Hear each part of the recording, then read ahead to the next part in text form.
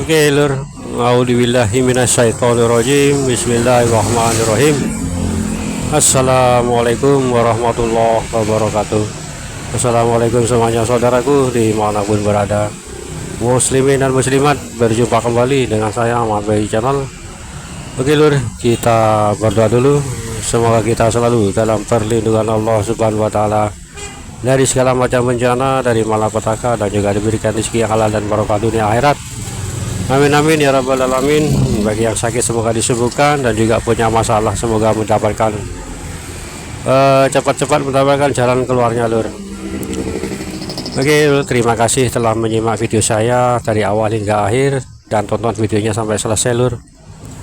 Dan juga monggo di share, di like, dan juga jangan lupa subscribe-nya, karena sudah 3 tahun, hampir 4 tahun subscribe-nya hanya segitu saja. Monggo subscribe-nya lur, gratis. Karena di sini kita tempat atau wadah lah ya, wadah untuk kita mengisi wadah untuk mengeluarkan semua pengetahuan tentang Satrio Piningit. Monggo, tapi yang berkomentar atau yang membalahnya mohon bersikap kedewasaan, bijaksana ya.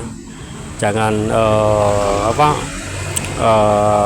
mengecilkan suatu pendapat orang lain atau pengetahuan orang lain, karena pengetahuan itu berbeda dengan kita semuanya gitu loh. Tapi janganlah sebuah perbedaan itu menjadi penghalang buat kita atau jadi pemisah buat kita. Kan yang penting kan inti pokoknya adalah satu tujuan kita ini sama di sini. Baik yang berkomentar atau yang channel-channel YouTube yang lain, termasuk saya juga channel yang lain, saudaraku semuanya, itu tujuannya sama, walaupun berbeda-beda pendapat. Nah justru itulah lur, beda pendapat biasanya menjadi suatu menjadi suatu pengalaman atau tambahan ilmu dari satu yang lain dengan yang lainnya. Oke lur, kita lanjut sebagaimana kita tahu video saya kemarin ya kan. Video saya kemarin sebetulnya beliau itu muncul 2024 kemarin, tepatnya kan 100 tahun 2024. Tapi memang kita tidak tahu memang oleh Allah masih ditutup alam dunia ini, alam kita, karena semuanya kemunculan beliau ini ya juga terjadi perang Palestina Israel, terus tahun ini Iran, Israel, Amerika, Yaman juga ikut terserta. Kenapa selalu membahas perang dan perang? Karena semuanya ada hubungannya dengan beliau lur. Kan itu kan antara kebatilan dan yang lawannya ya kan. Itu simbol dari Iran dan Israel atau apalagi Amerika. Itu sebetulnya seperti ini. Di belakang Iran atau Yaman itu berdiri Imam Mahdi. Seumpama Israel dan Amerika itu di belakangnya berdiri Dajjal. Istilahnya seperti itu. Karena kenapa seperti itu? Karena ini nantinya munculnya Dajjal itu di Israel sana, di Palestina itu. Kenapa di Palestina selalu disebutkan seperti itu atau kemunculan Dajjal itu? Karena Palestina itu negeri yang diberkah ya, diberkahi oleh Allah, dan juga para nabi itu banyak yang dari sana. Coba sampai Google, cari di YouTube, itu banyak para nabi-nabi itu berasal dari sana loh. Makanya tempatnya para nabi itu akan ditempati oleh Dajjal nantinya. Bahkan istana kan bawah Masjidil Aqsa itu konon ada terowongan. Nah, terowongan itulah tempat Dajjalnya nanti akan bersinggah sana. Seperti itu lur. Jadi ini perang seperti itu yang kita saksikan di televisi atau di YouTube itu memang berdirinya di belakang mereka masing-masing gitu loh. Setelah ini nanti kita tunggu. Saya rasakan melihat seperti itu lor, antara Imam Mahdi dan Dajjal itu saling memandangi seperti itu, karena memang belum waktunya saling pandang lor. Sebetulnya saling pandang, berdiri besar, sama-sama berdiri besar ya, seperti itu. Karena yang Dajjal takuti ya memang Imam Mahdi dan juga Nabi Isa karena yang akan membunuhnya. Nah, Dajjal itu tahu kalau yang membunuhnya itu adalah Nabi Isa alaihissalam, yang membunuh Nabi Isa ya. Terus pedangnya itu dari Imam Mahdi, seperti itu loh. Nah, kalau bicara Imam Mahdi, Dajjal itu gemeter.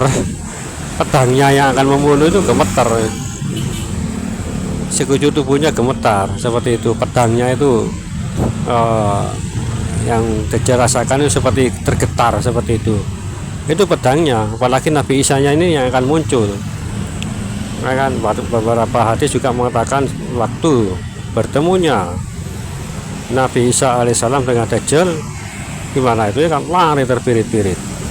Bertemu Nabi Isa seperti meleleh Dajjal itu, ya kan. Oke, lanjut lagi. Ini kita sedang goro-goro itu sebetulnya memang terjadi. Mungkin ini yang dinamakan goro-goro besar yang diramalkan oleh Prabu Jayabaya, dan juga Rasulullah akan seperti itu. Satu pemicunya hanya satu nuklir saja meluncur, wah wis sudah semuanya akan meluncurkan nuklirnya. Semua negara akan pun mau tak mau juga, Eropa, kawasan Eropa pun mau tak mau juga ikut perang, ya kan. Mau tak mau juga orang Eropa ikut berperang, ya kan, nuklir. Dan beliau ini memang ya kembali ke rasa ini kita ya. Beliau juga tahu, bahkan apa ya, yang mengarahkan atau memberi kekuatan mungkin Allah alam bisawab, mengarahkan rudal-rudalnya, memperkuatnya seperti itu. Dan beliau di sini pun sibuk apa ya, bukan sibuk sih ya, apa ya, memikirkan kita sebetulnya saat ini tuh. Kenapa susah memikirkan kita para pengikutnya kelak ini nantinya?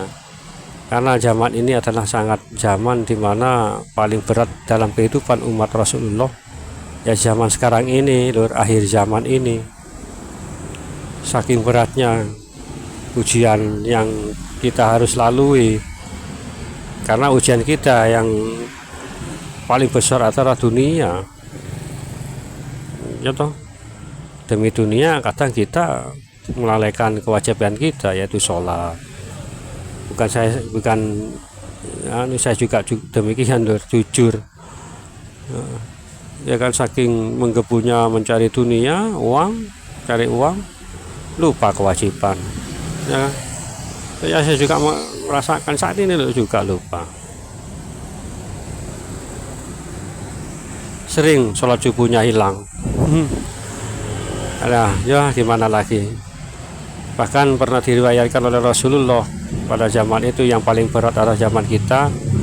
Dan ini masalah pahala atau pahalanya lah paling besar di umat ini di zaman kita ini. Bahkan para nabi, para sahabat pun ingin ya toh, ingin merasakan zaman ini gitu loh, ingin diciptakan dilahirkan kembali, maksudnya seperti itu.